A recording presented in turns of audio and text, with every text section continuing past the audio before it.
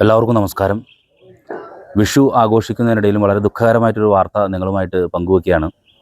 നമുക്കറിയാം, മലക്കപ്പാറ അടിച്ചിത്തൊട്ടി ഉന്നതിയിൽ തേനെടുക്കാൻ പോയ തമ്പാൻ മകൻ സെബാസ്റ്റ്യൻ 20 വയസ്സ് എന്ന യുവാവിനെ ആന ചവിട്ടി കൊന്നിരിക്കുന്ന വളരെ ദാരുണമായ ദുഃഖകരമായ വാർത്ത പങ്കുവയ്ക്കുകയാണ്. ഇതുമായി ബന്ധപ്പെട്ട് അറിയാൻ സാധിച്ചത്, ഈ സെബാസ്റ്റ്യൻ തേനെടുക്കാൻ വേണ്ടി കാടിൻ്റെ ഉള്ളിലേക്ക് പോവുകയായിരുന്നു. പോയിരിക്കുന്ന സമയത്തായിരുന്നു ആനയുടെ അറ്റാക്കിംഗ് ഉണ്ടാകുന്നത്. സ്പോട്ടിൽ വെച്ച് തന്നെ സെബാസ്റ്റ്യൻ മരണപ്പെട്ടു എന്നാണ് നമുക്ക് കൂടെയുള്ളവരിൽ നിന്നും അറിയാൻ സാധിച്ചത്. വാർഡ് മെമ്പർ അടക്കമുള്ളവർ ഇപ്പോൾ ചാലക്കുടി ഗവൺമെൻറ് ആശുപത്രിയിൽ എത്തിച്ചേർന്നിട്ടുണ്ട്.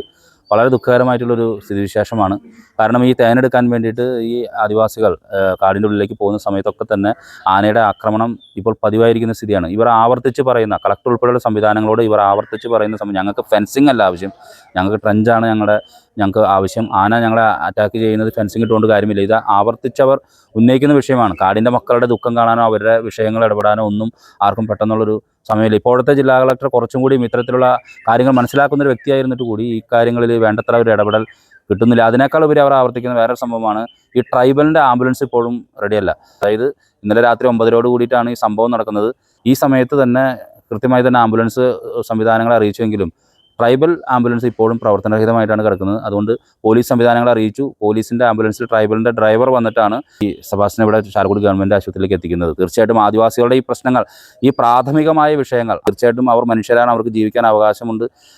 അവരുടെ പ്രാഥമിക കാര്യങ്ങളിലും എങ്കിലും ഇടപെടാനായിട്ടുള്ള ഒരു സന്നദ്ധതയും താല്പര്യവും ഭരണകൂടങ്ങൾ പ്രകടിപ്പിക്കണമെന്ന് തന്നെയാണ് ഇപ്പോഴും അവർ കേൾക്കുകയാണ്. ജീവൻ നഷ്ടപ്പെടുന്ന അവസ്ഥയാണ് ഈ കാട്ടിൽ വനവിഭവങ്ങൾ ശേഖരിക്കാൻ പോകുമ്പോൾ ഉണ്ടാകുന്നത് എന്ന് കൂടിയാണ് പറയാനുള്ളത്. എന്തായാലും വളരെ ദുഃഖകരമായ സംഭവം.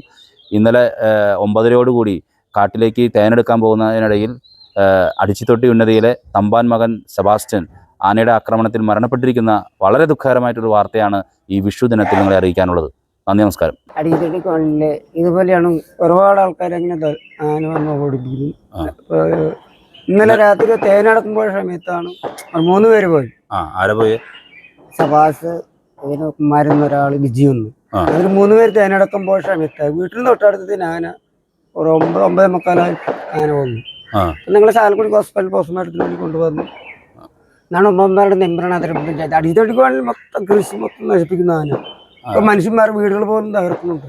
തേനെടുക്കാൻ പോയപ്പോഴാണ്. അതെ, തേനെടുക്കുമ്പോഴത്തെ ഇത് ഈ മുൻപ് അതുപോലെ മേലെ അച്ഛനെ പോലും അന്ന് ഹോസ്പിറ്റലിൽ എത്തിച്ചു. നമ്മൾ ഇതുവരെയായിട്ട് ഗവൺമെന്റ് ഒരു നടപടി എടുത്തില്ല. ഞങ്ങള് ഇപ്പൊ ആലോചിക്കും നമ്മുടെ രഞ്ജിത എടുത്തു തരണം എന്നാണ് നിങ്ങൾ പറയുന്നത്.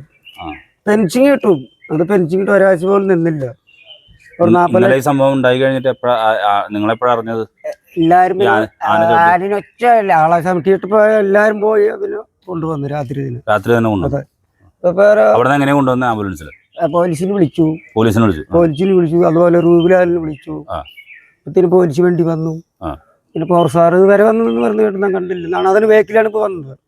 ഇങ്ങോട്ട് കൊണ്ടുവന്നു. അതെ, അവിടെ വെച്ച് തന്നെ മരിച്ചു. പിന്നെ കോളനിക്കാരെല്ലാരും പോയി കൊണ്ടുവന്നു. ആനയും നിന്നു. ഇന്നലെ അവര് വൈകുന്നേരം തേനെടുക്കാൻ വേണ്ടി കാട്ടിലേക്ക് പോയ സമയമായിരുന്നു. ആ സമയത്താണ് ചക്കയുടെ സീസൺ ആയതുകൊണ്ട് ഇപ്പോ ആന ഒരുപാട് നേരത്തൊക്കെ കോണിന്റെ അകത്ത് കയറി വരും. അങ്ങനെ കയറി വന്നപ്പോ കാപ്പിത്തോട്ടത്തിന്റെ അകത്തു നിന്നാണ് ആന കയറി വന്നിട്ട് നേരെ ആളെ അറ്റാക്ക് ചെയ്തത്. അങ്ങനെ സെബാസ്റ്റ്യൻ എന്ന് പറഞ്ഞ ഒരാൾ ഇന്നലെ ആനയുടെ ആക്രമണത്തിലാൽ കൊല്ലപ്പെട്ടിട്ടുണ്ട്. അത് കഴിഞ്ഞ് ഈ ആന ആക്രമിച്ചിട്ട് എപ്പോഴാണ് നിങ്ങൾ അറിഞ്ഞത്? ഞങ്ങളൊരു 10 മിനിറ്റ് കഴിഞ്ഞിട്ടാണ് അറിഞ്ഞേക്കണേ ആന ആക്രമിച്ചത്. ആന ചിഹ്നം വിളിച്ചതോടുകൂടി പോയി നോക്കിയപ്പോഴാണ് സ്പോട്ടിൽ ആളെ കണ്ടതും അപകടം സംഭവിച്ചതും. പിന്നെ കുറച്ച് കഴിഞ്ഞിട്ട് പത്തിരിപ്പാലം കയറി വന്നു, ഫോറസ്റ്റിലേക്ക് വിളിച്ചു, പോലീസിനെ വിളിച്ചു, ആംബുലൻസ് റെഡിയായി.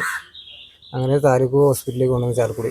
ഈ തേനെടുക്കാൻ പോകുമ്പോൾ ആനയുടെ ആക്രമണം ഇപ്പോൾ പതിവായിട്ടുണ്ടല്ലോ. അത് കാട്ടിൻ്റെ അകത്തായതുകൊണ്ട് എല്ലാ പ്രാവശ്യവും ഉണ്ടാവാറുണ്ട്. അതുകൊണ്ട് ഞങ്ങൾക്ക് പറയാനുള്ളത്, മാക്സിമം ഞങ്ങൾ ഫോണിൽ വെച്ച് കിട്ടാവുന്ന ട്രെഞ്ചാണ്, അതൊരു സേഫ്റ്റിയാണ്. കാരണം ഇത് നടന്നത് ഫോണിൻ്റെ അകത്തായതുകൊണ്ടാണ് ഞങ്ങൾ പറയുന്നത്. ഞങ്ങള് പോലീസിനെ അറിയിച്ച് ഫോറസ്റ്റ് നടത്തിണ്ടായിരുന്നു. അതായത് നമ്മുടെ ട്രൈബലിന്റെ ആംബുലൻസ് ഇപ്പോൾ മറ്റേ മെയിൻ്റെനൻസ് വർക്കായിട്ട് ഇപ്പോൾ വർക്ക്ഷോപ്പിലാണ്. അതുകൊണ്ട് നമ്മൾ പോലീസ് സ്റ്റേഷൻ വിളിച്ചിട്ടുണ്ടായിരുന്നു.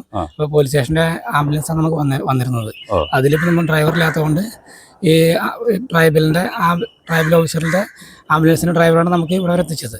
പിന്നെ നമ്മൾ ഇന്നലെ കൂടി കലക്ടറോട് പറഞ്ഞിട്ടുണ്ടായിരുന്നു. അതായത് ഫെൻസിങ് അല്ല നമുക്ക് പ്രായോഗികമായെന്നത്, നമുക്ക് ട്രെഞ്ച് ആണെന്ന് കൂടി പറഞ്ഞിട്ടുണ്ടായിരുന്നു. അതായത് ഈ സംഭവം നടന്നത് നമ്മുടെ കോളനിയുടെ അകത്ത് തന്നെയാണ് നടന്നത്, ഉന്നതിയുടെ അകത്ത് തന്നെയാണ് നടന്നിരുന്നത്.